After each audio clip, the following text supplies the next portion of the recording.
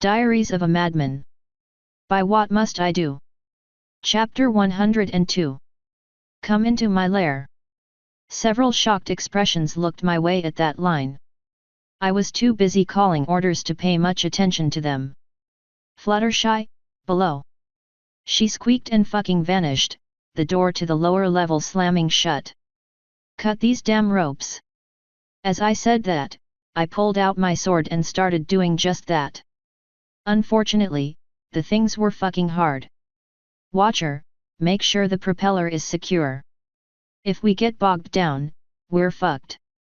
It's secured, he called, his horn glowing brighter. Taya, Twilight, to the middle. They jumped to obey, thankfully not questioning me. Everyone, pick a unicorn and guard them. Unicorns, get to cutting these fucking ropes. Those that were shocked before jumped at that order and all the horns on the deck lit up. Unfortunately, not much seemed to be happening, since the ropes were just that fucking strong. Can we fly? Gilda asked, her wings already spread. Last resort only. These spiders will shoot you out of the fucking air, I bet. Protect the unicorns. Her eyes narrowed, but she followed the order, standing next to Twilight. The ship seemed to fold into silence, accentuated only by the odd twang of the occasional cut rope as the unicorns, the naga, or I managed to pierce one. Of the 30 or so that struck at us, I think we managed to cut off less than half before the first spider the size of Big Mac pulled itself over the side.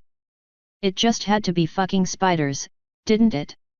I thought to myself as I bisected several of its legs before it could get all the way over the side and kicked what was left over the side.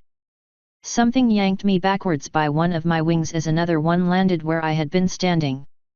One of the unicorns shot it over the side as well, though I saw another rope quickly attach where it had fallen. Go for killing blows! I shouted over the din of battle, unicorns shooting and the ponies doing their best to hold their ground. Sadly, I didn't have the luxury of cutting more ropes, since the battle had definitely started in earnest. Massive spiders were crawling over the edges, their chitinous 8 legs clicking nastily on the deck as they moved in to surround the crew, most of which was situated in the middle of the deck. Naga, to the helm. If the spiders captured the helmsman, they could force us to fly anywhere they wanted us to. Ames didn't answer with words. One of his massive hands grabbed a spider by one of its legs and dragged it into his sword, then started slithering to the stairs heading up to the stallion that was protecting the wheel. Shouting orders drew the attention of all the spiders to me, and since I wasn't in the middle with the others but instead closer to the edge, they quickly began converging on my location. I shuddered in my armor as I saw their 8-eyed gazes shift to me, mandibles clicking in what I could only assume to be sick glee. In response, I sprinted to the main group of unicorns, most of which were shooting, hopefully, lethal bolts of magic out into the mass of spiders. A blast of something caught one of my wings and jerked me to the side before I could get there, and I was spun to face one of the giant spiders right in front of me. Before I could react, it lifted on its 4 back legs and moved its spinneret to face me, where I learned that the ropes they were using were web. My sword jammed into its abdomen before it could shoot off any more of its webs to ensnare me, making its body twitch and then its legs curl up around me and the sword still inside. I had a minor panic moment when I thought it was trying to bring me closer to bite me, but then I realized that it was just dead and that's what spiders do when they die. One of my hands pushed it back, forcing it and its nasty legs away from me. But before I could get to the group, another spider replaced it. Instead of trying to spin me up, this one just pounced on me, dragging me to the ground. 2 of its front legs began striking over and over at my armor, trying to get to the sweet, juicy meat within. The other 2 front legs were holding my arms down, making me unable to strike at it. In response, I pulled my legs up and kicked the motherfucker with both legs, pushing it up and off me. Of course, spiders are, as ever, strong and fast, so it was back on me just as quickly. This time, however, I had my sword up. When it pounced on me again, it got a body full of ancient, hallowed steel. I rolled over, pulling its already curling body with me, and jerked the sword out, then stood. About 5 of the spiders were still left, all up on the helm with the Naga and the helmsman, both of whom seemed slightly overwhelmed, though they were doing well anyway. As I sprinted up the stairs, the Naga killed another one and the unicorn crushed one, leaving just 3 left.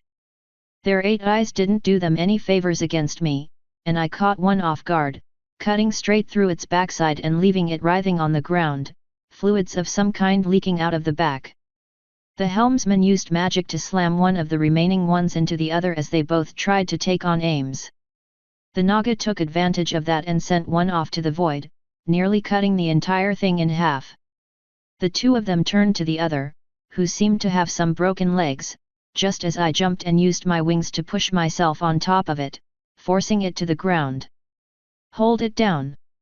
I shouted, wanting it alive.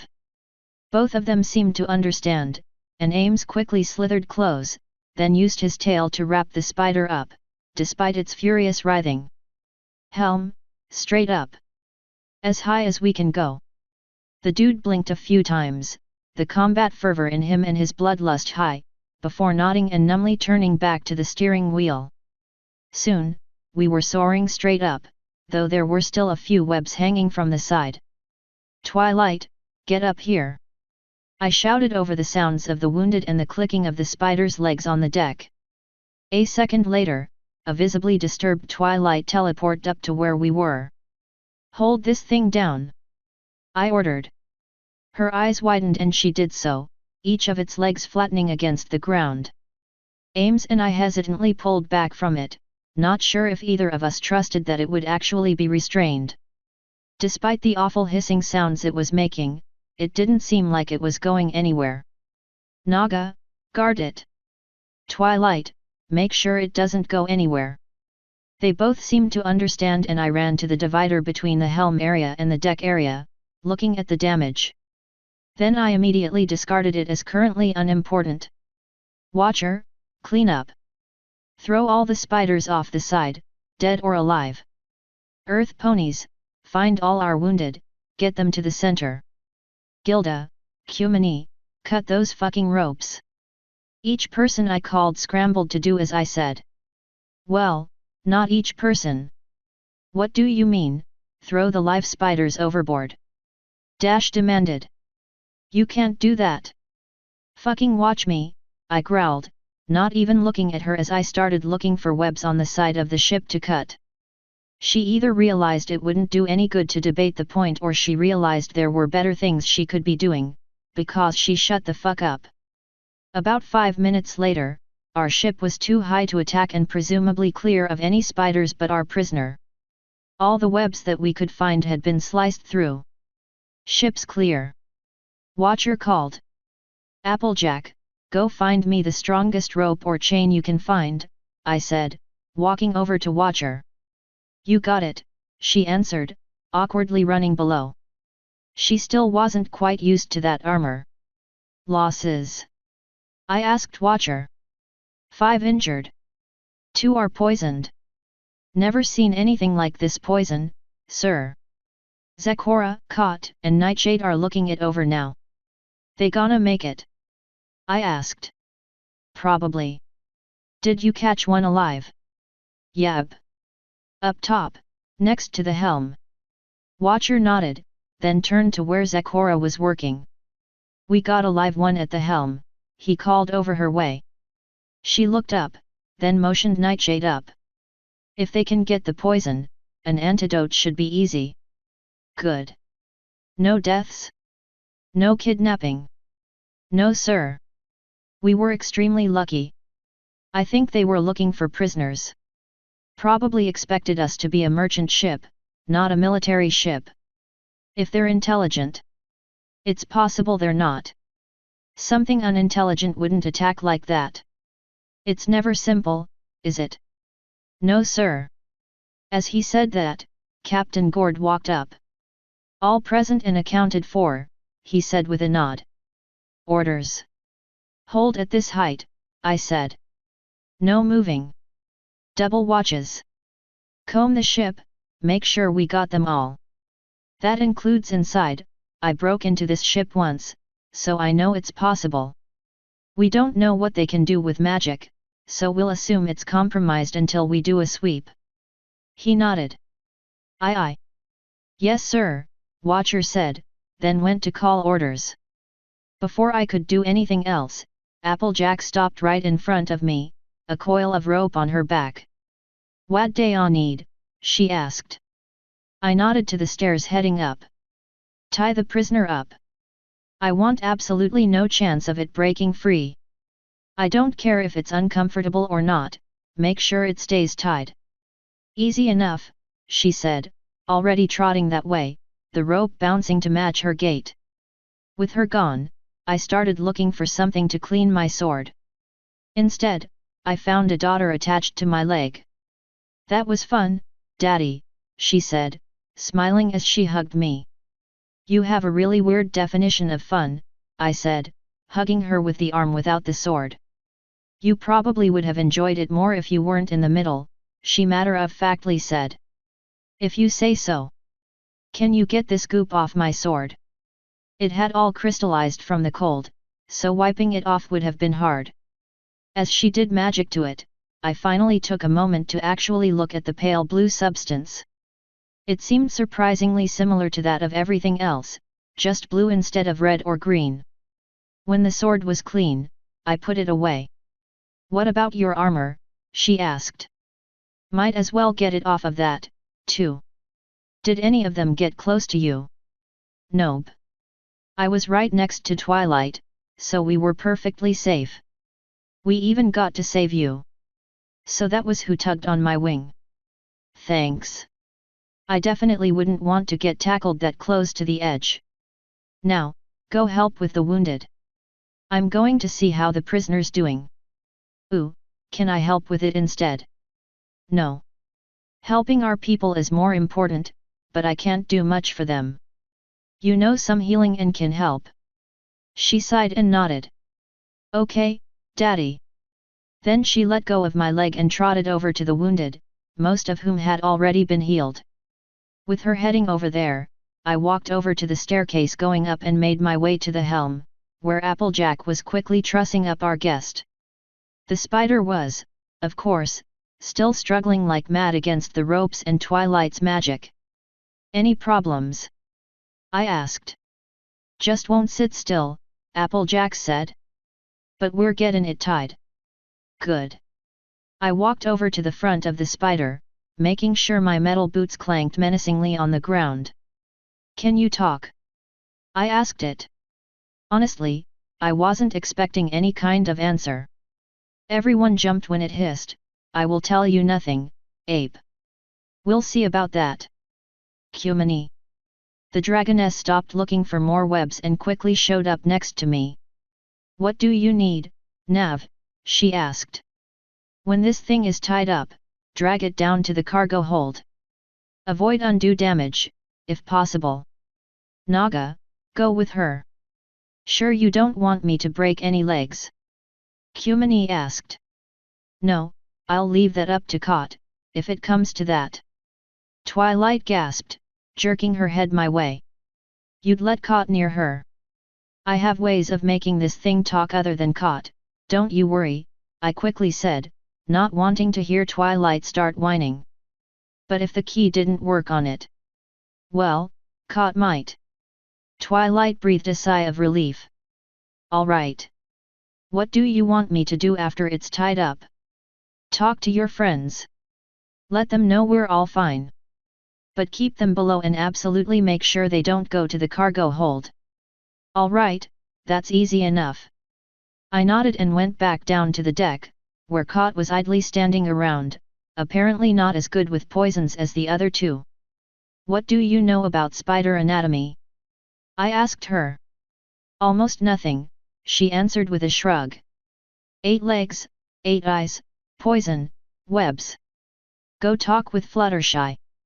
Learn as much as you can, but don't tell her why. I might have you try to interrogate one, if I can't get it to talk. I don't think Fluttershy likes me. Probably because she read my journals.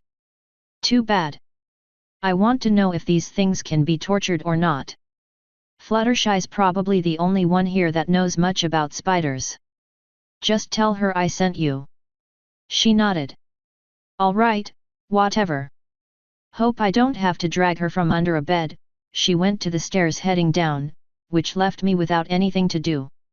Since I wanted to pretend to be a good leader, I walked over to the 2 remaining wounded, the 2 troops that were poisoned. Nightshade was standing with them, Zakora having already went below for her equipment. They gonna be alright?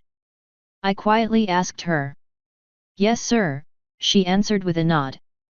We thought it was more dangerous at first, but it looks like a standard paralyzer. We're thinking they wanted prisoners. Excellent. Say, doesn't your group have an actual medic? Yes sir. He's lying right there, she answered, pointing to one of the paralyzed fellows. Inconvenient. Do you think Zakora can make a lot of anti-venom? I really don't want to risk getting anyone paralyzed until she can make some more. I really don't know, sir, she answered. Too many unknowns. Well, carry on, I said with a nod. She saluted and went back to doing nothing. I went on down the stairs, heading to my room. I suspected the ship was cleared, and Watcher told me as much when I passed him going down the hall. Taya was waiting in front of my room. Together, we went on inside. So when are you gonna talk to the prisoner? Taya asked. When it's in the hold, I answered, pulling the gauntlets and helmet off. And I don't want you anywhere near it. We don't know what these things can do, so we're going to assume they're dangerous even with ropes all around them. She just sighed as I grabbed the jean-locked chest and popped it open. So how are you going to interrogate it? She asked. With the key, if it works. Flo, do you think you can hijack her mind like we did for Eva? Probably. But it would be a lot harder. Fighting through resistances is difficult. You'd be better off asking Watcher if he has someone that can force through memories. And for the record, I don't approve of using Kot for this. I don't either. She's a last resort. With the key in hand, I closed the box and pushed it back where it was supposed to go. I'm gonna go see the prisoner. If there's an emergency, I'll be in the cargo hold. Are you sure I can't go? Taya hopefully asked.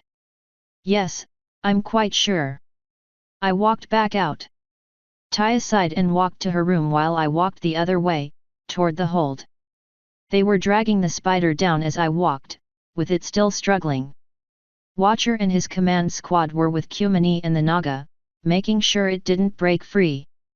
When it was settled, we all backed away from it. You want me to question it? Watcher asked. You got a mind reader? I asked.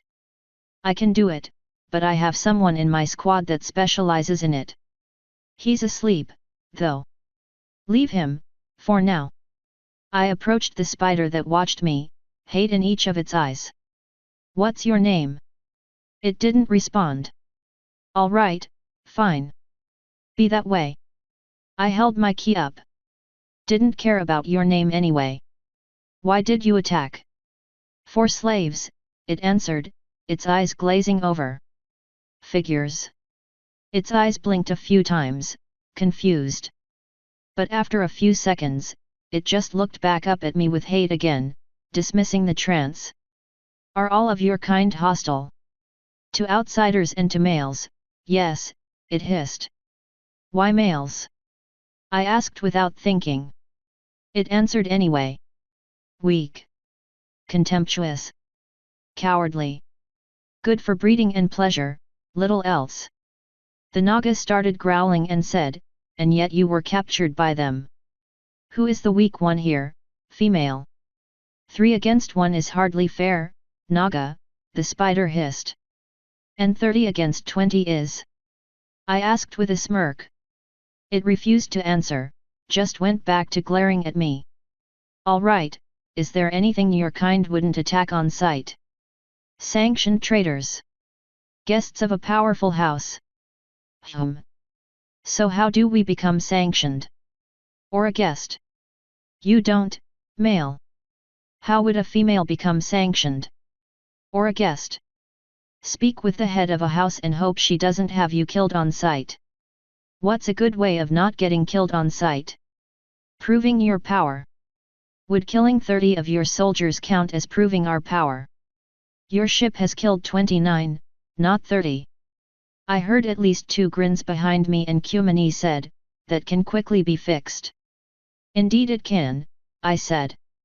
Answer the question. It might, depending on the mood of my lady. But if a male goes before her, that male will be enslaved and used for her personal pleasure. Lovely. I bet she's just the sweetest lover, isn't she? The spider didn't answer. Someone go get me a map. I will never tell you where we live, it hissed as Kumani shrugged and started walking out of the hold. You've been plenty forthcoming so far. Keep this up and I might actually give you back to your lady alive. She flinched, jerking the ropes. I'd rather you just kill me now. There's nothing you could do that would be worse than what she'll do to me. Good. Maybe she'll be in a better mood after torturing you. Watcher, you got any questions? Do they have magic? He asked me. Well, spider? Does your kind have magic? Something dribbled from its mouth, something I could only assume was it spitting in disgust. What need have we for magic? How can we get into contact with your lady? Watcher asked. I repeated the question. You don't? Well, that's comforting. The arrival of Kumani with the captain and a map cut off our questions. She passed it to me and I laid it down on the floor in front of the spider. Where is your lady on this map? I asked. How am I supposed to point? The spider replied. Kumani, pull one of her legs free. But if it does anything other than move to the map, break it immediately. You got it, she answered with a nod, stepping up to the spider. When the leg came free, I immediately asked the question again. The spider slowly pointed her trembling leg at a spot on the map, using its spiked tip to poke a small hole through the location. As soon as the hole was there, Kumani grabbed the leg and forced it back into the rope. Where did we even get that map, anyway? I asked. Isn't this place unexplored? Flo, Gord answered, using magic to pull the map over. Looks like there's a lake right next to it. If we had to, we could settle the ship there. Got any more questions? I asked. Permission to wake my mind reader up? Watcher asked. He can search through her memories, get a more accurate view of everything. Go for it. I need to find Twilight.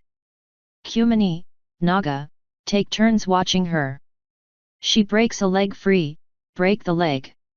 She breaks free completely, kill on sight. Anyone but me or a soldier comes down here, tell them to fuck off. It will be my pleasure, Ames said, drawing his large sword that he somehow found time to clean. Well, if he finds it fun, he can take first watch, Kumani said. I'm heading topside. This thing stinks. Do you want us to start flying this way? Gord asked, looking up. I looked back to the spider. How far can you see? At night, to the horizon. At day, not very well. Who knows what time it is? I asked. They already know we're here, Kumani said. Does it really matter if they see us even if they can't get to us? Yes. Mid-afternoon, Watcher said. We have several hours until dark. Start flying us there, then, I said. Save us some time, later. Watcher, go wake that guy up, get him started on her. Yes sir. Soon enough, it was just me, the Naga, and the spider left in the room. I do not like this, human, he said. Me either. And I have a bad feeling about it. But you gotta do what you gotta do. Keep your eyes on her. I would jump at the chance to wound her, don't you worry. There wasn't anything I could say to that, so I started tracking down Twilight. She wasn't hard to find, thankfully, since she was just in a room with some of her friends, reading a book. They all looked up when I entered. "How's the prisoner?" Twilight asked. "Just fine. My key worked on her, thankfully. I need you to help me plan a surprise tonight." "What kind of surprise? Do you still know that invisibility spell?" "I don't think there's a better show of power than a ship bristling with weapons suddenly appearing almost directly above your seat of power." "Almost, because we were over the lake instead." After determining that the spider could read and doing a small amount of scouting, we quickly determined the best course of action, using a ballista to shoot a note directly at the leader's room. "Nice fucking shot," I said to Jack, who was aiming the device. He managed to get it to stick into the tree in front of where the spider chick presumably lived. "I've had a bit of practice," he gruffly answered. "Definitely stirred them up." "Be ready with an incendiary in case they get hostile," I said. "I." Smiles, "You heard him." Her. "Yes sir," the bat horse quickly answered, grabbing one of my homemade rounds and fitting it to the groove. "Loaded and ready." I nodded and went back to where Watcher was standing. "How long should we give them before firing a warning shot?" "Given that structure looks like it was built with web and wood, I'd say your idea of a warning shot would almost immediately destroy it, killing everything inside. But give them half an hour." "Got it. If I'm not on deck, give the order." "I'm going to go get suited up." "Yes ma'am." "Don't get too used to it," I said, my higher voice doing a fairly decent job of getting across my annoyance. "Still better not to let her think you might be faking. Though why you couldn't just use a proxy? What female here is in a command position?" I asked. "And really, who would you trust with it?" "I could trust one of my troops. But yes, I'd rather it be one of us. It's a good thing you have those stones." "Yeah. I'm going to go see if I can fit into anything that doesn't make me look like shit. Find me if anything happens." "All right." When Taya saw me heading below, she immediately joined me. Together, we went back to my room. "So, Taya. You're good with fashion and shit, right?" "Ugh. Want to help me pick out an outfit?" "Daddy, please." "Oh, we can put makeup on each other and brush each other's hair and talk about boys." "Do girls really do that?" "I dunno, maybe. But seriously though, what the fuck am I supposed to wear?" We both looked around my room, not seeing much in the way of choices. Though that was probably because all of my clothes were put away, and thus not readily on display. Thankfully, Flo came to my rescue. "There are really only two choices," she said. "Do you remember the outfit that fashion designer made for you in Frankfurt?" "Yes, actually." "Did I pack that?" "You did. Said you didn't have much else, so you might as well pack it just in case." "Hey." "What, Daddy?" Taya asked as I walked over to my drawers. "Flo reminded me of something." "But that's not very protective, is it?" I asked, reaching around in one of the drawers. "Then there's the other choice," Flo said. "Remember your carbon nanotube armor?" I slowly looked up to face the wall, blinking a few times. "Holy shit, I actually have that. How strong do you think it is?" "Nav, I have all the files from your computer. That armor is hundreds of times stronger than steel." "Then why the fuck didn't you tell me this before now? No one knows what it is but you." "Steel armor cuts a very imposing figure, something to shy away from in battle. The other armor would make you more of a target, and its helmet is lacking." "Man, whatever. Do you know where I put it?" "Bottom drawer." "Thanks, babe." I reached down there and grabbed the bulky suit. "So what's that, Daddy?" Taya asked. "A suit of professionally made carbon nanotubes, which are very tough, light, and protective. Human science thing. Wish I could get the tech to make more." "Why can't you?" Taya asked as I started putting the suit on over my clothes. Don't have the tools needed to make the yada yada. This world's so far behind on tech that it's not even funny. Feels loose and tight. It was specially fitted for your male body, Flo said. Nothing I can do about it. And it's better than trying to squish into the metal armor. The carbon stuff had some give, letting my newfound braisticles and more curved ass fit instead of just making it hard to breathe or move. What do you think, Taya? Plenty of pockets, she said, looking me over. And you're sure this stuff is safer than steel? Yes. I reached over to where I left the sword belt and buckled it on. Then my knife went on, followed by a string of throwing knives. I slipped 2 spare magazines into some pockets and checked my rifle, making sure there was one up the spout. It wasn't pumped, so it was safe, but at least it was ready to fire if I needed. Let's do this. And I'm going with you, right? She quickly asked. Hell no. Let's go. She grumbled as we walked up to the deck. Cumini and the spider were both already up there, with the spider still very tied up. Cumini smiled when she saw me. You look cute, dear. I don't know if I should be insulted or not. But as ever, you're beautiful. She smirked and grabbed me as I tried to go to the side. Before I could protest, she pulled me up for a kiss. Her tongue snaked down my throat for a second or two before she pulled it back out. Maybe when you get back, I can see if you still taste so good even when I'm not in season. Maybe, I neutrally answered. Sure, sex as a chick was interesting, but I'd much rather have my dick. She pecked me on the lips again before letting me fall. One of her claws gently traced my wing as I walked over to the edge, pulling up my rifle. Movement? I asked Jack. They know we're here, he answered. And they don't seem to like it. Any sign of them having siege weapons? None yet. I pulled the rifle up, looking through the scope. The bolt with the message was gone and spiders were crawling all over the fort, most of them with some kind of purpose. As I watched, one of them gripped what looked like our bolt, with a note attached. It used all 4 of its front legs and tossed the thing halfway across the fort, where another spider caught it. Watcher, get ready for something. I see it, he answered as the spiders continued tossing it. Soon, it was flying straight at us. He ripped it from the air before it got too close and brought it in. I walked his way and he read it aloud, prove it.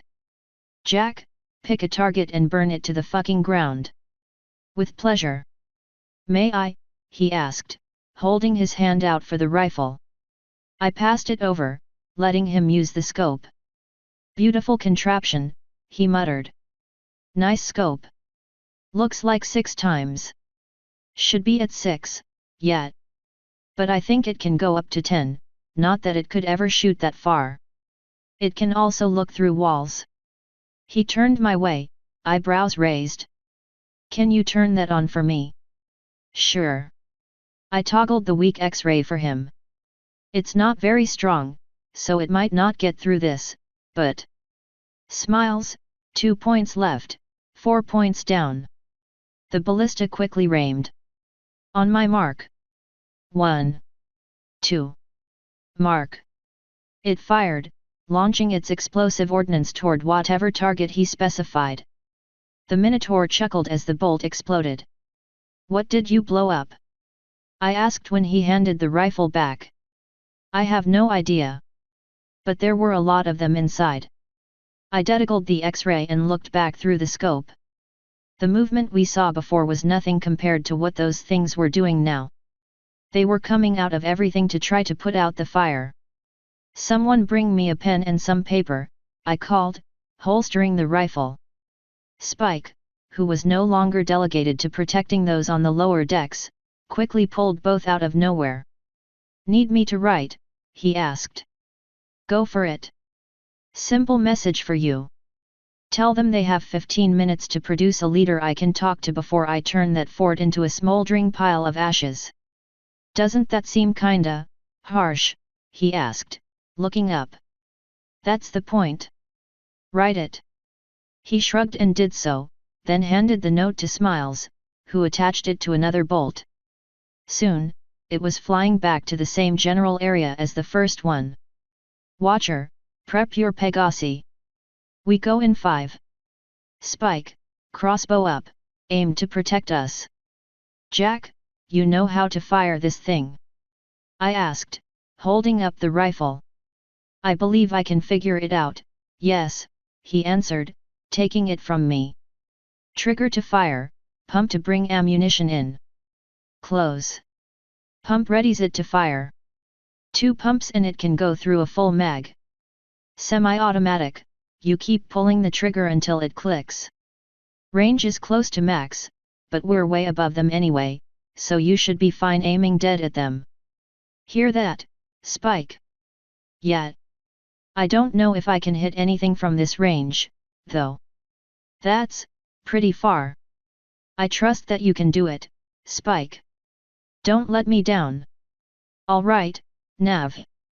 Jack, if they attack us, make sure you burn their base down before you start firing.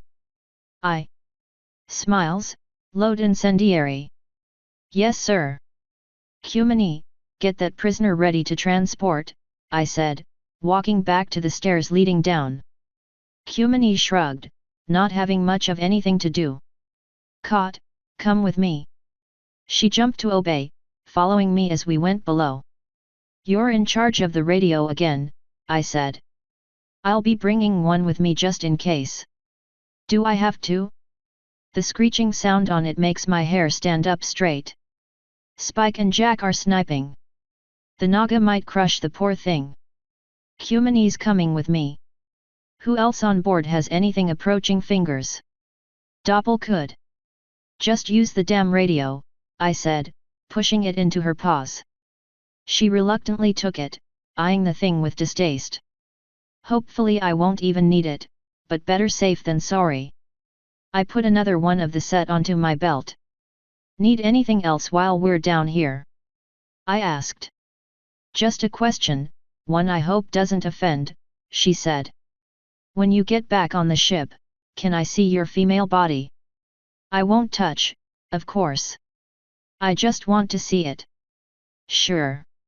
Might even do a little striptease, if you promise not to tell Cumini.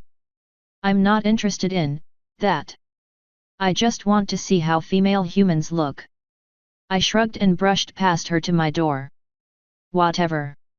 Just remind me before I get out of this thing. She followed me to the top, where very little had changed aside from all the squads standing on deck. Each group's Pegasus was standing at the railing, with Cumini at the center with the spider. Movement? I asked.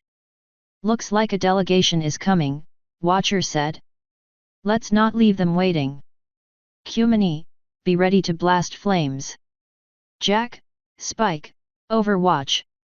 Caught, see anything sneaking up on us, radio in. Gilda, be ready to move in for support. I'm going, too. Dash called. Naga, hold her here. She squawked as one of his arms grabbed her. Match my pace. Let's go. I put a boot to the rail and jumped off, quickly spreading my wings and sailing. The others grouped into some kind of formation behind me. I wasn't in any hurry, since I was pretending the spider bitch wasn't worth my time.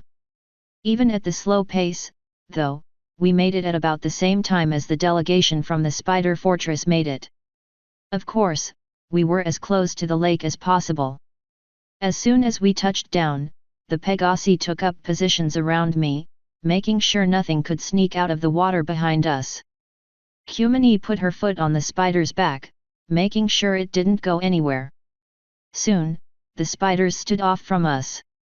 The one in the center of their 10-spider delegation was a spider in ornate armor, covering her entire body and up to the first joint of her legs.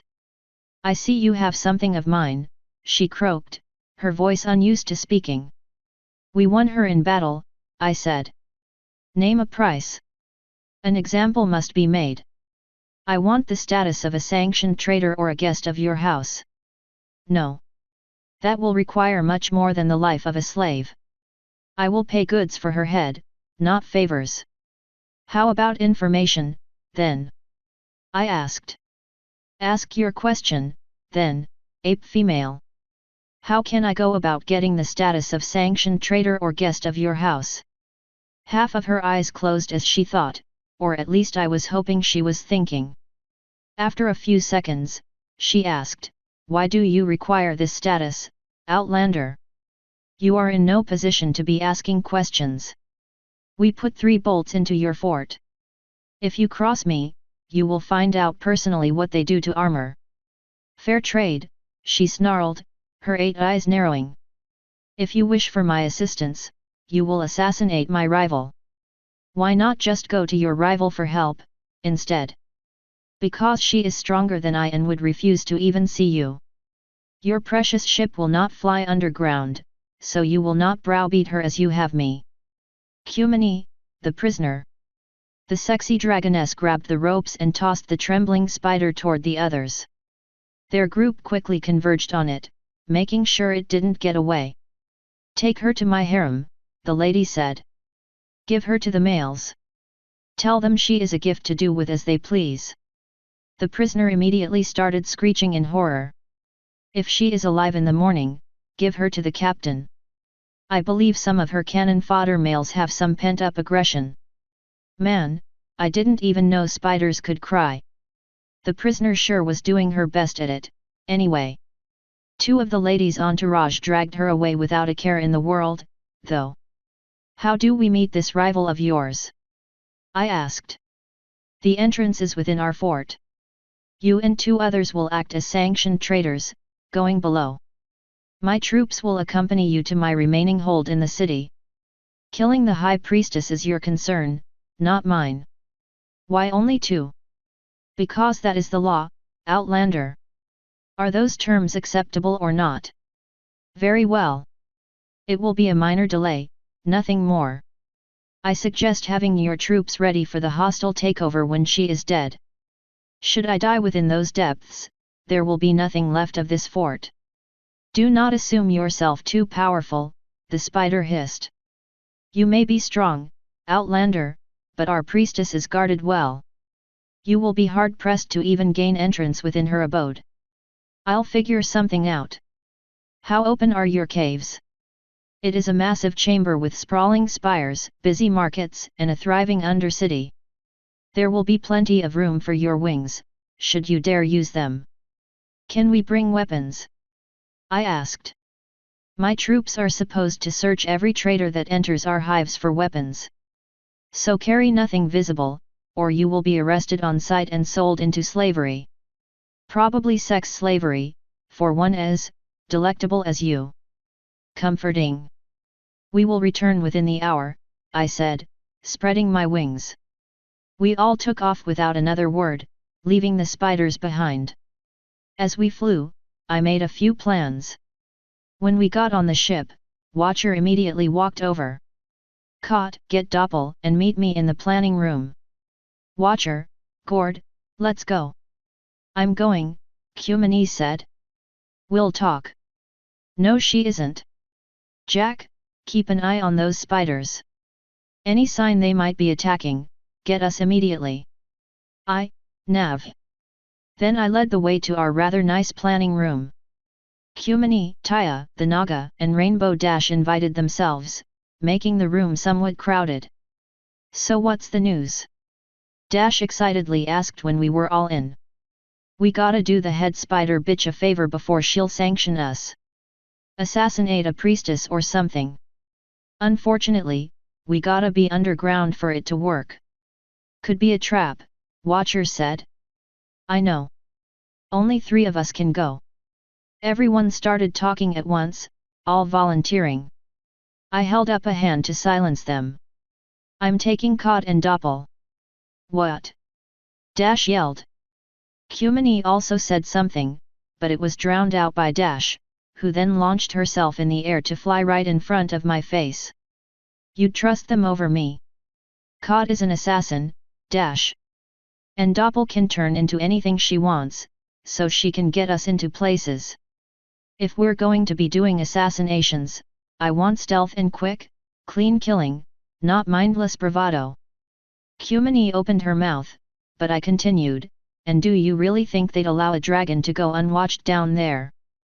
I asked. Think. When we're down there, we're not supposed to have any weapons. That's so they don't have to watch us all the time. But a dragon is a weapon. You go with us, there'll be eyes on us at all times. Doppel and I can fly and I can carry Kot. This is the best we can do.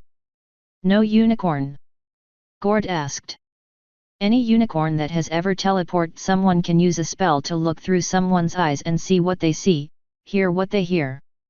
If everyone teleports us before we leave, we can get a unicorn on site immediately if we ever get in danger. He nodded. Watcher, you're quiet. Is this really necessary? He asked. Can we go to someone else? Get an easier task? Or just go without her protection? Flo hijacked my voice. We don't know where the elemental is. Everyone blinked at the completely different tone coming from my mouth. If we have to search for her or dig, we'll be sitting ducks with the spiders around us. And we also have to find Zekora's cure. Going to a rival is possible, but the spider implied that she was the only group on the surface. Who else are we going to cow into helping us? Watcher nodded. Then yes, Nav. That is probably the best solution you have. What do we know about the priestess or the city? Before I could answer, Kot entered, Doppel behind her. What do you need, mistress? Doppel asked, grinning at my changed form. Doppel, can you walk on 8 legs? I've been practicing, she answered with a nod. It's awkward, but I can pass as a spider. What about their voice? I haven't heard one talk yet. It shouldn't be too hard to match my vocal cords to theirs, but I'll need some practice to get it right. Good. Kot, Doppel, we're playing exterminator. Weapons? Kot immediately asked. Something you can conceal. No visible weapons allowed in the city. Good. I don't have any highly visible weapons anyway. When do we leave? Soon as we're ready. Doppel, you need anything? I've never killed anything, master. And you aren't going to start now, I said, making her sag slightly in relief. You're just going to help us get to where we need to go. Kot and I are going to be the ones killing her. Get a pack and put something warm in it. It might be cold below. And lose the maid outfit. You're going as one of the soldiers here, minus the armor. Yes, mistress, she happily said. Do you need anything else?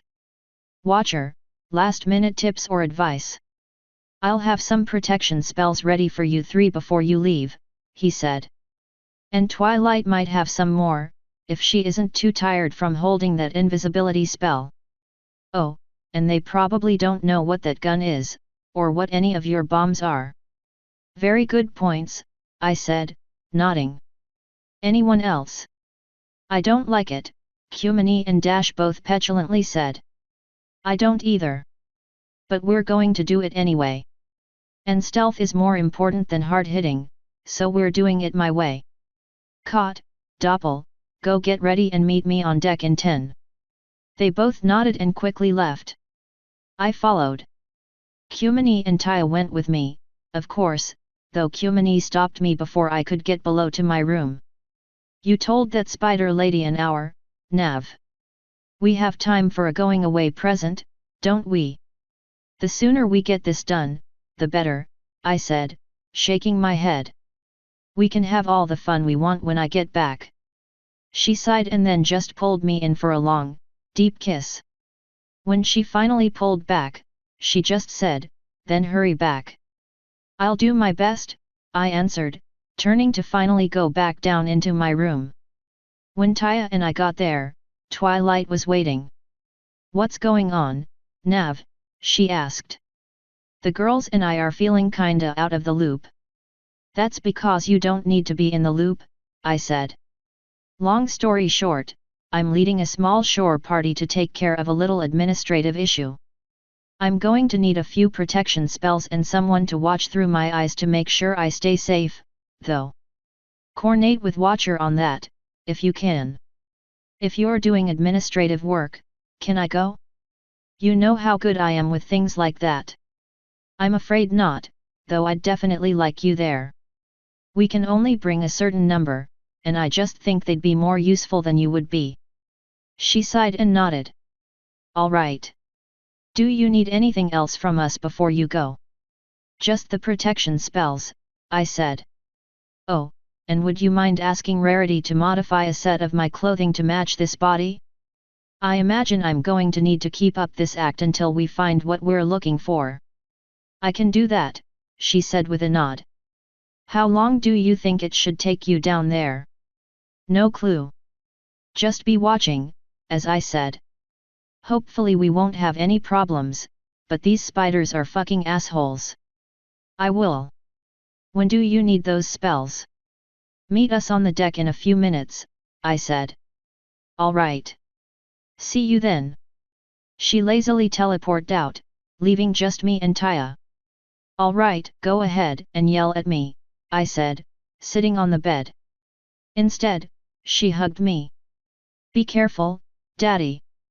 I blinked a few times in surprise before hugging her back.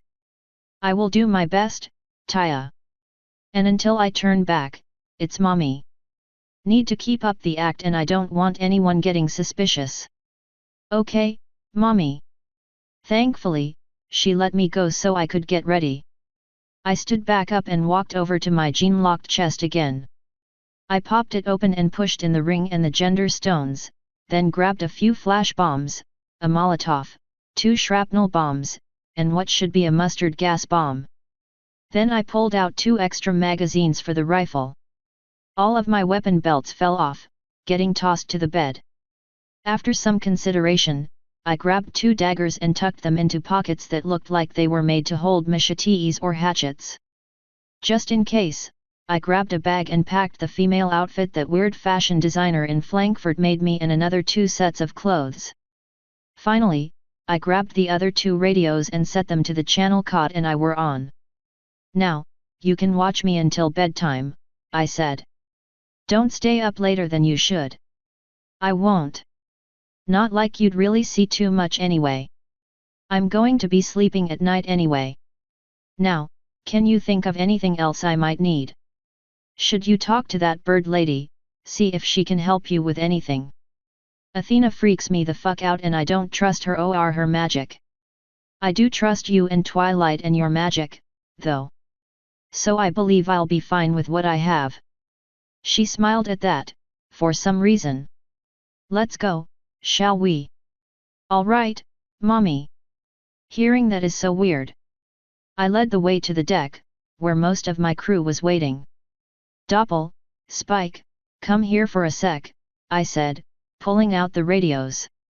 What do you need, Nav? Spike asked. I passed one to Spike and one to Doppel. Spike, you're in charge of communications between us and the ship. Doppel, keep that thing on hand in case we need to talk to you. Our range is probably gonna be shit in the caves, but they might work. Do you guys know how to use them? I assume it's harder than breathing fire on it. If you burn that thing, I'm going to spank you so hard you can't sit down for a week, I said, pulling out the one I was going to use. Press this button here, I said, pressing that button there. And just talk into it.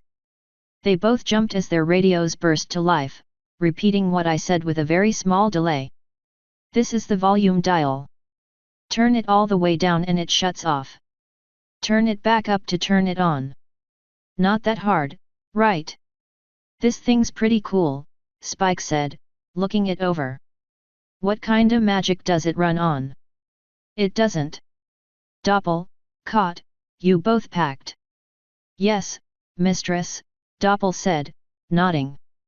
Far as I can tell, Cot answered. Jack, any movement? Nothing our way, he answered, handing my rifle back.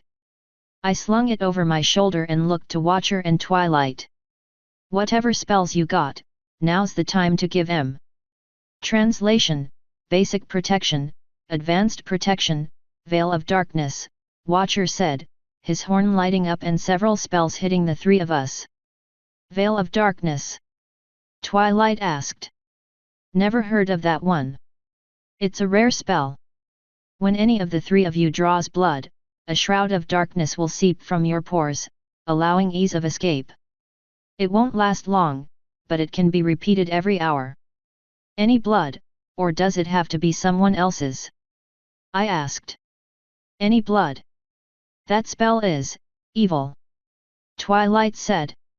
Spells are neither good nor evil, Watcher answered. Their use depends on the user. Give them your spells. She sighed, shaking her head, then said, Protection from poison, Master's Protection, Deceit's End, Illusion Busting. Deceit's End? I asked. My fur is white. My hands immediately lit up faint green, just barely visible under my gloves. It's the lie detecting spell, she explained. An illusion busting allows you to destroy an illusion by touching it. It won't work on changelings, but you probably won't run into many of those down there. Awesome. How long will these last? I asked. 3 days, for mine, Watcher said. Mine should last a week, Twilight said. Or until you put your ring on, whichever comes first. So we're good for a while, then. Hopefully we won't be down there that long. Hey wait, what if one of us tells a lie? Will the spells pick that up? Test it. Twilight said. Purple is a pretty color, I said, looking back at the other two. Nothing happened until Twilight kicked me. Jerk. You know you love me. Now, you two ready?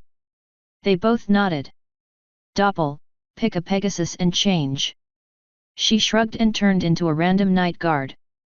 All right. If they kill us, turn that fort into ashes. Watcher, take over the mission and use Twilight to find the elementals. Just, start somewhere else. Yes sir. Nav, while you're down there, keep an eye out for any of the elements of harmony, Twilight said. Their necklaces, right? I asked. She nodded and added, with our cutie marks on them. The princess said Discord hid them on our route. There might be one in the cave. I'll keep my eyes open. Now, I gently lifted Caught up, holding her in my arms. I'll see you all when we get back. Make sure those fucking spiders don't get the ship. We'll be fine, Watcher said. I nodded and jumped off the side, flying on down. Caught quickly decided holding on would be a good idea. Doppel followed us as we flew to where we had met with the spiders. They weren't there anymore, so I just set Caught down and started walking toward the base. They fell into step on either side of me, slightly behind. So what can we expect? Doppel asked. They hate men, I answered. So be careful about saying much about them. And they respect strength, so don't take bullshit from anyone. Caught, did you bring any food with you? I did, yes. I know you don't eat often and feeding Doppel is always enjoyable, so I was the only one that needed anything. Excellent. We don't know much about them and they know just as little about us.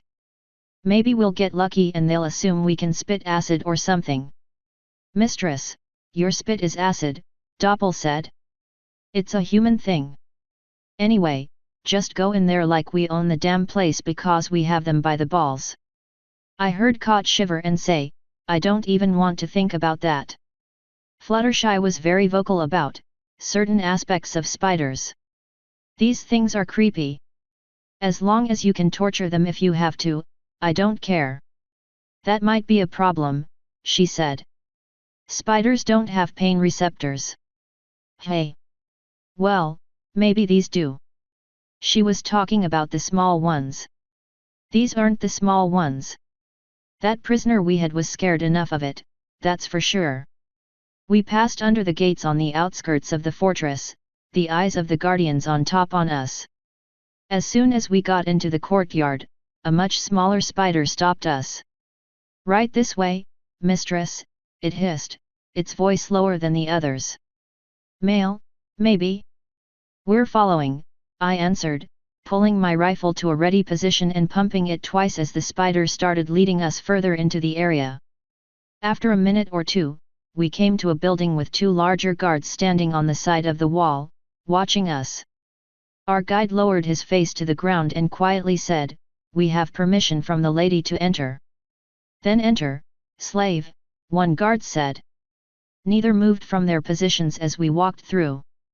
The building we stepped inside had a single group of females in a hole heading straight down, covered in webbing. The male led us to the group and then bowed his head down again. "We're your escort," the soldier up front said. "Are you ready to go?" "Yeah." "Does that hole stay the same width?" "Yes." "Your wings will carry you." I slung my rifle again. "Follow us." She led her group of 5 to the side and they started climbing down. I shrugged and grabbed Cot. Then Doppel and I jumped in, using our wings to slow our fall so we didn't pass the spiders. "Reminds me of home," Doppel said as we fell with style. "I hate tunnels," Cot sighed, snuggling against me. "Hey, at least there aren't murderous ghosts at the end of this one," I said. "Got that right," she said. If I had to guess, I'd say the height was about the same as the fall to the changeling hive. The sights at the bottom were very different, though. And instead of the spiders continuing down to the bottom of the cave, they just started crawling across the fucking roof. 8-legged freaky bastards. Gravity exists for a reason. I swear, I'll turn my back on one and just have to burn the entire cave down when it disappears entirely. "Nav, this is a bad time for arachnophobia," Flo said. "Yeah, well, fuck you. This is a bad time for them to have 8 legs and 8 eyes and freaky fucking bodies. Just look around," she said. "That'll put your mind at ease." Since I didn't have much else to do, I decided to look around the spider city we were flying over. Web, of course, was very prominent in the area. Bioluminescent lights of some kind gave the entire chamber a dull light that allowed us to see fairly clearly. It was then that I discovered that most of the spiders in the hive were very different colors than just black, unlike our guards. "Hey, what's with all the colors?" I asked our guides. "Our house was exiled to the surface, so we lost the right to our colors," one of the spiders testily answered, not looking back. I quickly decided not to ask any more questions and went back to looking around. The constructions weren't elegant or large, like the changeling city had been. Most were small and squat, dotted around the walls, ceiling, and the floor. Though buildings weren't large, several were tall, spires rising from the bottom of the chamber to the top, or long, starting from one side and leading to another. The chamber itself wasn't a clean shape, so there were bends that we couldn't see around. And there was definitely a lot of movement, unclear wads of spiders writhing and moving about below, their many legs and moving parts confusing to the eye. It was somewhat horrifying, honestly. Our guides led us down one of the spires to the ground, where it seemed most of the traffic was. Because of that, we still flew above. I didn't want to be in the middle of that crowd, that's for damn sure. There were plenty of looks toward us, but as soon as they realized we were following the surface guardians, they stayed silent. "I don't like this," Doppel whispered, her eyes looking down upon the masses. "What's wrong?" I asked. "They only feel hate. There's almost no love in this room at all, Nav. Just lust, hate, and fear. And did you notice that most of what we've seen have been females?" Cod asked. "No, I didn't notice that," I said. "I can't tell the difference. Males are smaller and their backsides aren't nearly as large. Fat-bottomed girls, you make the spider world go round. Then yet, just a few males. Just be ready for anything, all right." Neither answered. It took us about 15 minutes to get to our destination, one of the larger buildings in the area, but still on the ground. It was constructed almost entirely of web, and honestly, I didn't want to put a foot anywhere near that thing. However, that's where our guides went, so I reluctantly landed and we followed. At the entrance were two more black spiders who just passively stared at us. Thankfully, I didn't have any part of my body exposed to the webs under our feet as we walked into the room. Kat did, and she shivered like crazy when she felt it sticking to her paws. Our guards stopped in the front entrance hall, where we met yet another female.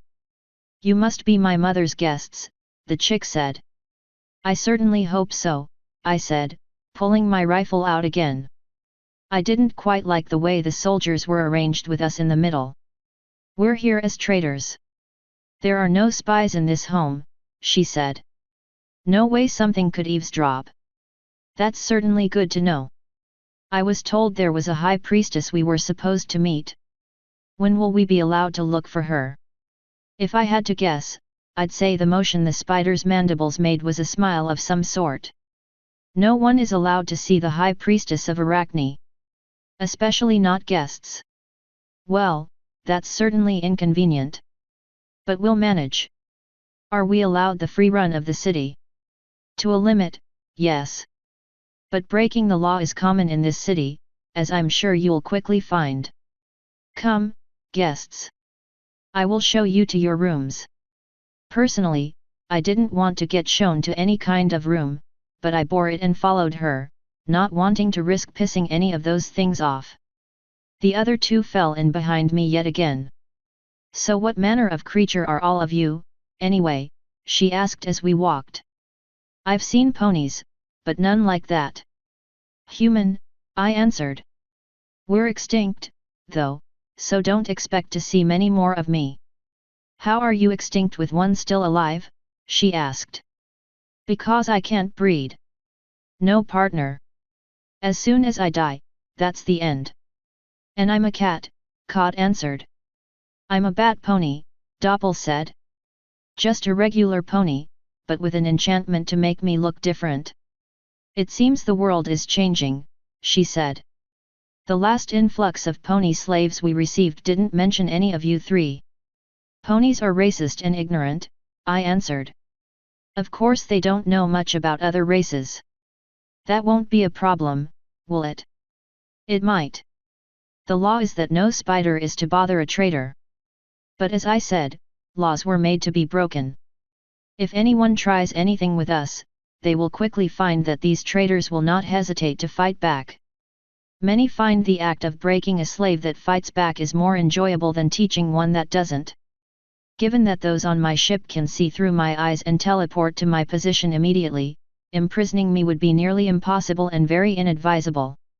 She didn't say a word until we got to our rooms, which were just large pods cut into the silk building. One on either side of the hall and one in the middle. "These are your rooms," she said. "Inside you should find everything you require. Would you care to inspect them?" "Might as well," I said, walking up to the one in the middle. The other two shrugged and went to the other rooms. Within the room, I found a bed, a lot of empty space, and a male spider with his head to the floor. "And you are?" I asked, crossing my arms. "Your pleasure slave, mistress," he responded. "Ah." I tossed my bag of clothes onto the bed and went to check out the other door. It led to a small bathroom, though I didn't suspect there was any running water. When I finished looking around in there, I went back to the bedroom. "Do you require servicing, mistress?" the spider asked, still not looking up. "Nope." I left the bag there and went right back to the hall, where our host was still waiting. "Can you get rid of that slave in there?" I asked. "Is he not to your liking?" the lady asked. "I can bring in another, if you like." "No, no. I don't want any at all. First, my tastes are of a more feminine nature. Second, there's no sport in sleeping with a slave. Third, I definitely don't want anyone at all in my room as I sleep." "Very well. I will have him removed." Kat joined us a few seconds later. "I want that slave gone," she said. "You as well?" Does he displease you? I was a pleasure slave once. I want nothing to do with one. Ever. Then he will be removed. Will the third want hers removed as well? I wouldn't be surprised if she was already utilizing him, actually, I said. She's a total fucking slut. I heard Kot making some kind of noise that reminded me almost of purring, but more angry. To calm her, I wrapped an arm and a wing around her, drawing her close. So what will we need to do as traders? I asked as Kot snuggled against my wing, relishing in its feathery grasp. I will not advertise that you are traders, the spider said. Hopefully, most will assume that you are guests instead. If word does leak that you are traders, you will meet with representatives of many houses, each to see if you can supply what they want. And what will they want? Exotic slaves would be at the top of the list. They bring much status. New weapons would be second, things we can actually use. Then gold and other goods. Maybe food, though many do not like the taste of cooked food of any kind. Are the two of you together? No, I immediately answered. Do you know the priestess's schedule? Everyone does. She's in the temple at all hours, attended solely by her guards. Her orders are passed out through them. Even if something does get to her inner sanctum, there are still 50 guards between her and the door. Could we go through the wall? Maybe you do not realize, but we can feel the vibrations in the webs. If something pierced the wall, all would instantly know. Does she ever step outside the temple for any reason? Public speaking? Riots? Never. We'll have to stake the place out, look for a good staging area and vantage point. Every place has a weakness. And if all else fails, I can just have Twilight teleport to us and get us inside that way. Where is the temple? The very center. I'm sure you saw it when you came in. It is the biggest of the spires going from the top to the bottom. We'll find it, I said with a nod, pulling my wing back from Kot.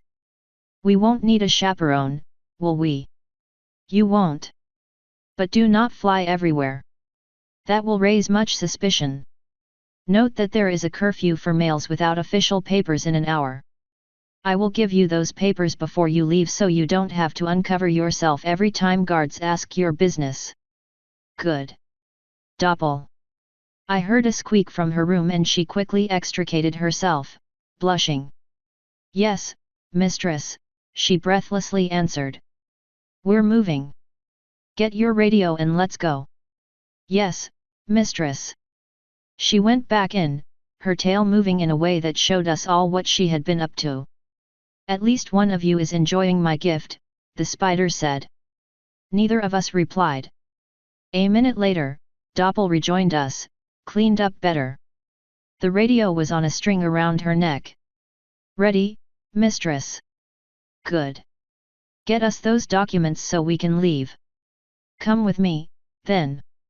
She started walking back off. And what is that thing over your shoulder, anyway?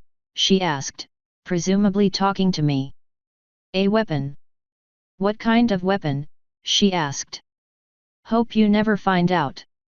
She didn't ask me any other questions. When we got to the end of a hall, she said, remain here.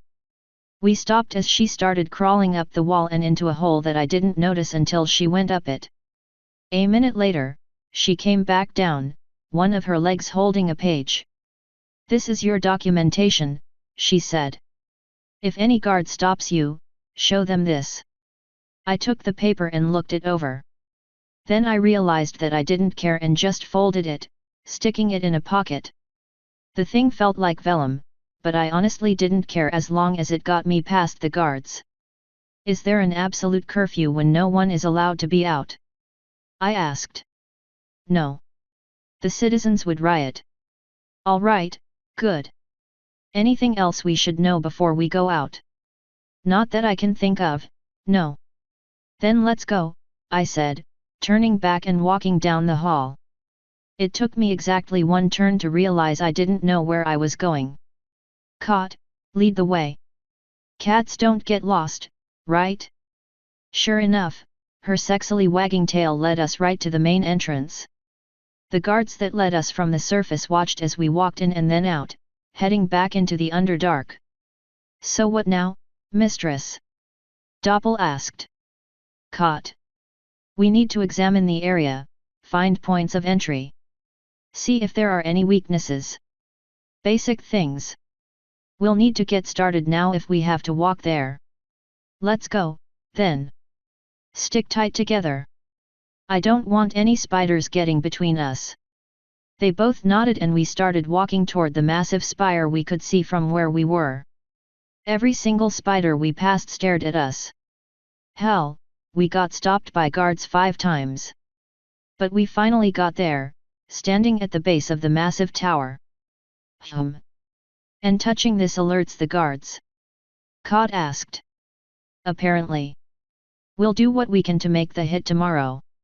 See any windows? There's no way 50 guards could maintain this entire building, Cod slowly said, looking it up and down. Those are her personal guards. There's no telling how many others are in there. Let's walk around, see what we can see. We started doing so. Since the base was so large, it took us about 15 minutes, where we were stopped 3 more times by guards. No windows.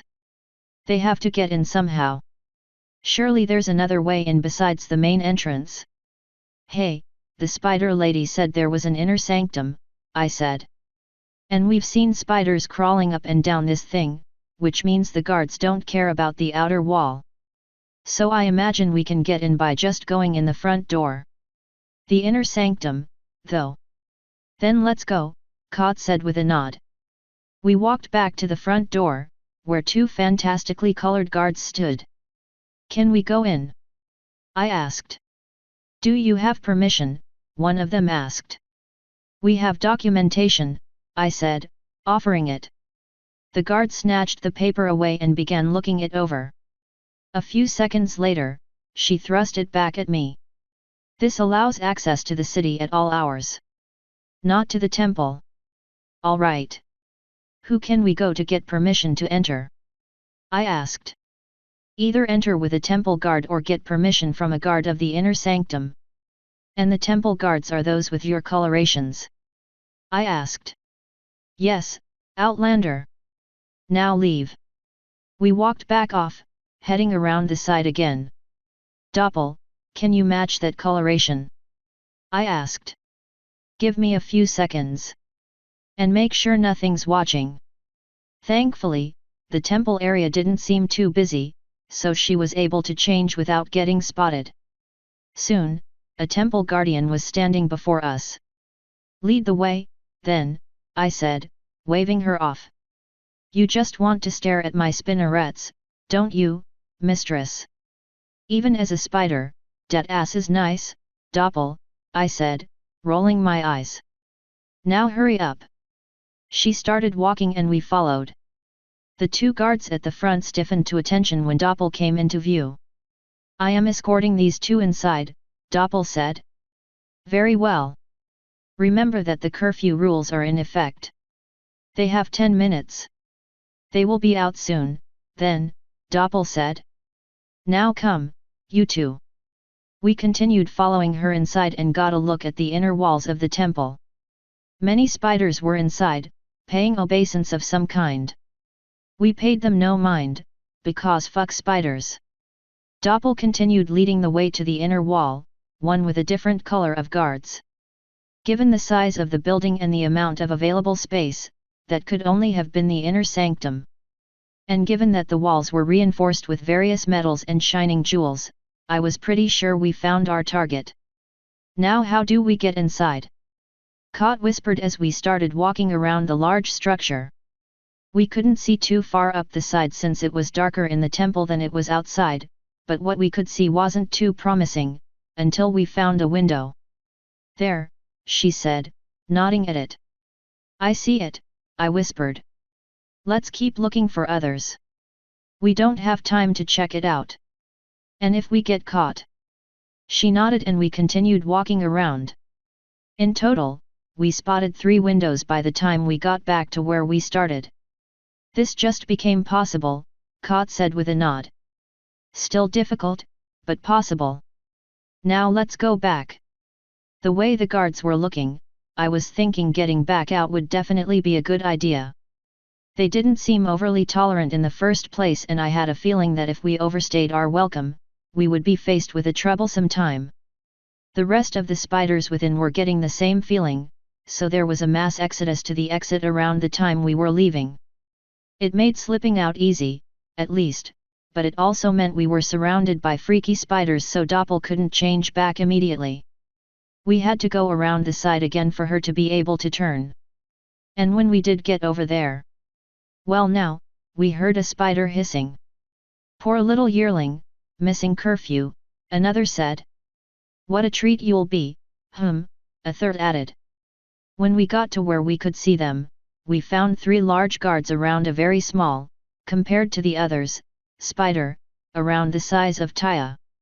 It seemed like a male, though I wasn't really paying attention. Please.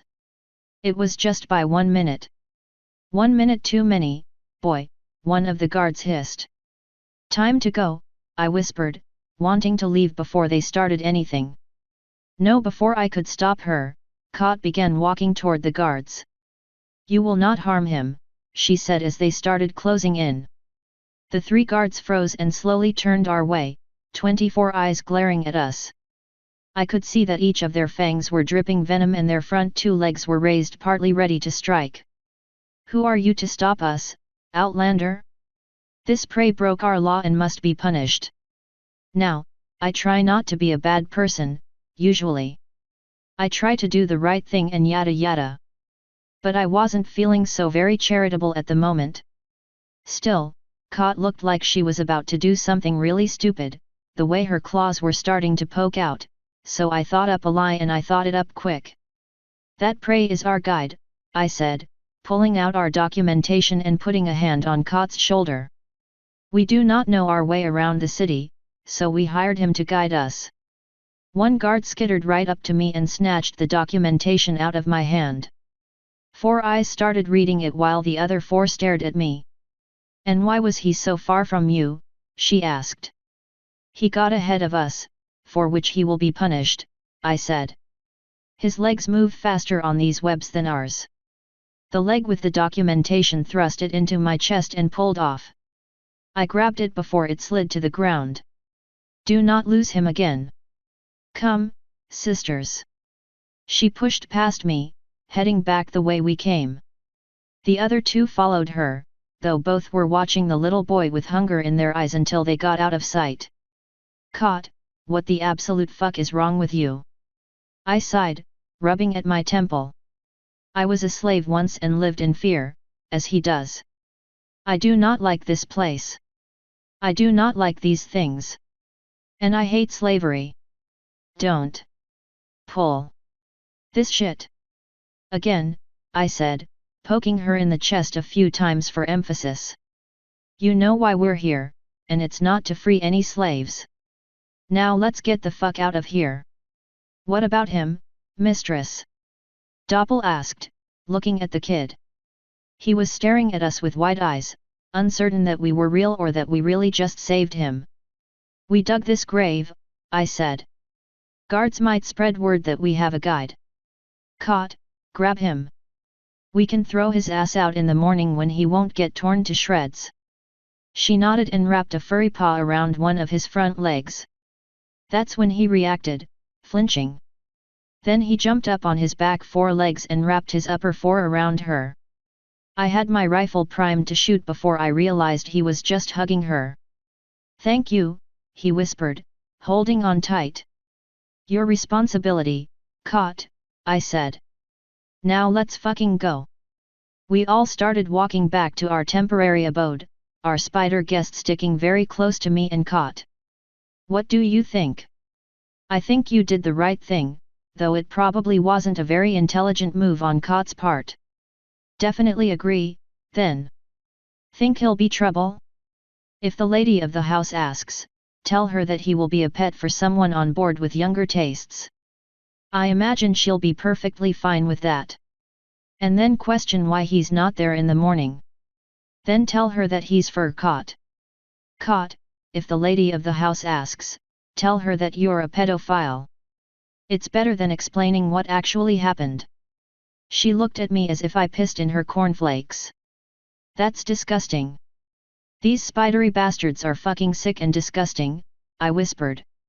They'd be fine with you being a child fucker. Tell them you're an abolitionist and they'll kill you on sight. And then they'll kill us by association. I'm not saying that you're going to fuck him. I'm saying that you're going to tell her you are if she asks. Very well, she sighed. It is my fault he is here. I shall take the downfall for it. The spider spoke up again, surprisingly. I don't mind pleasing you, mistress, he said, looking down. Caught, don't you say a fucking word, I warned her. If I cannot save them all myself, I can happily water the seed of dissent, she said. Death or enslavement? I asked. Which do you prefer? Death. Every Tom and Molly on that march to freedom would say the same. And I know you, Nav. You would say the same. True. Especially enslavement like this. But for the love of a god I now despise, wait until we're private. Fine. The rest of the way back was in relative silence, aside from the many times we got stopped by guards. When we got back, Cod immediately went to her room, Doppel quickly went to hers, and I wasn't in much of a hurry to leave mine. The spider chick didn't invite us to dinner, for better or worse. Late that night, Flo jolted me awake. You are not alone, she whispered when consciousness flooded my mind. Since nothing I had was comfortable for sleeping in and since I didn't trust the webby sheets on the webby bed, I was completely naked and uncovered, my female body bare to the spider before me. As soon as I realized what my guest was, I grabbed both of the daggers I had left next to my bed, leaping to a fighting stance. Come, assassin! Let's dance! Two of the spider's front legs lifted. Calm, human, the chick said. Do you not recognize me? The voice was familiar enough, at least, but not enough for me to lower my daggers. The lady's daughter? I asked. I admit, you all look alike to me. I am, she said, lowering her legs. What do you want, then? I asked as I lowered the knives. I didn't let them go, of course. Something you said interested me, she answered, slowly moving closer. You said your tastes were more feminine. Oh God! I admit, I have the same fascinations. You are strong and powerful, beautiful in a way. So commanding, so assured. And your body? One of her front legs shot forward and caressed one of my breasts, making the nipple immediately perk up. I desire you. Her leg moved lower until I dropped a knife and grabbed the exploring tendril. I'm taken, I told her, pushing her leg back. Happily dating. She is not here. She is not in front of you, begging for a night of lust and passion. She can't desire you as I do, can't need you as I need you. Humans are extremely monogamous. As are dragons, of which I am dating. Then leave her. Leave her and become my slave. I will be your mistress and love you as you deserve. Never a night without passion and lusts unrivaled by any. Poisons designed to increase sensitivity coursing through your veins, making my every touch a fountain of pleasure. Trained slaves attending to your every need while I am away. The joy of serving your mistress in her needs. Does that not sound appeasing? No thanks. Now, I need sleep. You would never regret it, I promise. Jesus fucking Christ. I'm not interested. Get out. So be it, she hissed, almost instantly angry. Remember this moment, human. Remember the choice I gave you.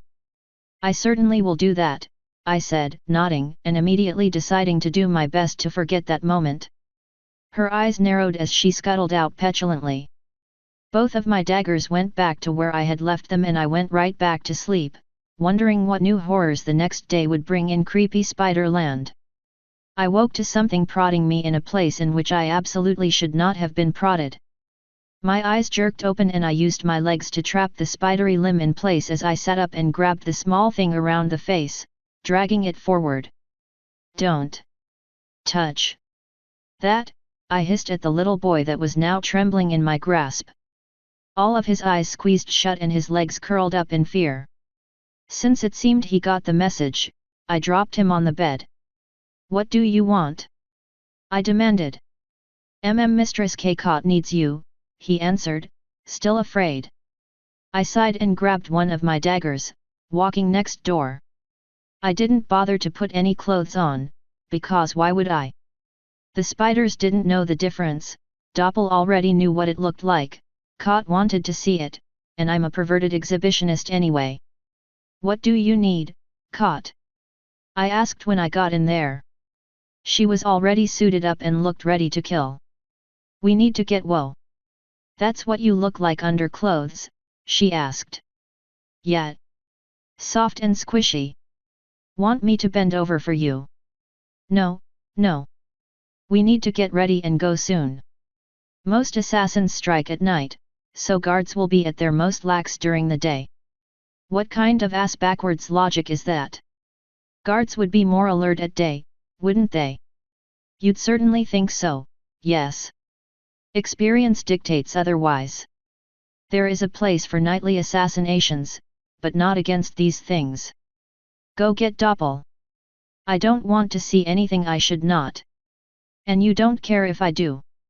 You came to me, naked, across the hall with who knows how many of these spider things out and about. Do you have any shame at all to lose? I'll go wake her up." I turned back and almost tripped over the spider brat that was standing right behind me. "Cot, what the hell is he still doing here?" I asked. "We took him from the temple area, Nav," she said. "If we're going back anyway, we might as well drop him off there." "All right, fair enough." I walked across the hall to Doppel's room, where she was still asleep and cuddling against her spider slave. "Doppel, wake up!" She jerked and flinched awake, blinking and looking around. Her eyes were their natural blue before she blinked a few times and they changed back to their disguised form. "Get ready. We're going soon." "Yes, mistress," she said, pushing away from the slave. "Did you know these things have 2 tongues?" "No dick, but those tongues." "I don't know, I don't want to know, and you aren't going to tell me. Get ready." She nodded and hopped up. The slave woke up, but didn't move from the bed. "Do I have time for?" she asked. "You have until I get dressed, and you know I don't waste time." She shrugged. "Maybe later." I nodded and went on down to my room. It didn't take me very long to get dressed, thankfully. Soon enough, I had everything in pockets and ready to go. When I walked over to Cot's room, I found them both waiting there. "Planning time," I said. "Boy, watch the door. You see anyone coming, say something. But eavesdrop and I'll cut those long things off of your face." "Got it." His eyes widened and he frantically nodded, scrambling to the door. "You didn't have to threaten him," Cot said. "Yeah, but it was funny." "Plans? If we can go for a close kill, let me take it," Cot said. "I specialize in those. If we're at range, you can take it." "All right, simple enough. Evac plan. Don't get caught. We are very noticeable in this place. Remember the Veil of Darkness spell," I said. "Watcher told us it works on any blood. So if you have to, just make yourself bleed. This will be the regroup position. Now, I have some tools on me, some explosives. One creates a blinding flash of light. If we get caught and you two see me throw something into the air, close your eyes and turn your head away. When you hear it go off, run. Hopefully that'll give us enough time to let the unicorns evac us if possible. Easy enough. Do you know if they're watching us?" "Radio check," I said, pulling mine out. Cot and Doppel pulled theirs out. Spike, Nav. You listening? I heard some static over it before faintly hearing, I'm here. You speaking into the radio? I asked. Yeah. Practically it cut out, static overwhelming it. After a second, it cut back in, actually. You fight yet? Negative. Are the unicorns awake? Yep. Hi, Mommy. Taya's voice broke in. Hello, dear. Spike, we're making our move. Make sure the ship's on alert. If we're getting betrayed, this is the time. Can you repeat that? He asked. Full alert, I said. We're moving in.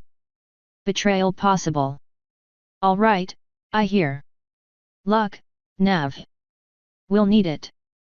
Nav, out. I pocketed the thing. Our radios work and we're being watched. Now, shall we? They both nodded and we made our way back to the temple district, our spider pet trailing behind. We weren't stopped as many times as before, but we got just as many stares. Soon enough, we stood before the tall building. Now go home, kid, I told the boy. He stared at me with all of his eyes. I don't have a home. Then go to your parents. I don't have parents. Then get away from us. His eyes flicked to Cot, who sighed and said, we could take him with us, Nav. No. She shrugged and said, sorry, kid. Nav's the boss. The spider walked away without another word, its head and body low.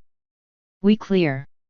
I asked, looking around for anyone that might still be staring. I think so, Doppel said, starting to change. Soon, a temple guard stood before us. I'm definitely going to have to try sex in this form, she said, stretching her many legs. Find a guy who really likes legs and he'll be in heaven, I said. Now, lead the way. She nodded and started walking off. We followed behind, looking out for guards. We got inside the temple as easily as we did before to find just as many spiders lurking about inside. Some were praying to a large statue, some were talking, some were plotting, and some seemed to be trading. None were watching us, which put a strange feeling in my heart. This is off, Flo whispered. I put a hand on Cot's arm at the same time she put one on mine. I have a bad feeling about this, we said together. We shared a look and bolted for the doors just in time for them to slam shut. Soon, a number of guard-colored spiders began descending from the ceiling on strands of silk as an extremely ornate and wizened spider walked out of the main doors of the inner sanctum. Each of the other spiders in the temple stopped what they were doing and took up attack positions, all facing us. I've been waiting for you, assassin, the high priestess of Arachne hissed with a voice as ancient as your mom and as cold as Luna's heart. Well, shit.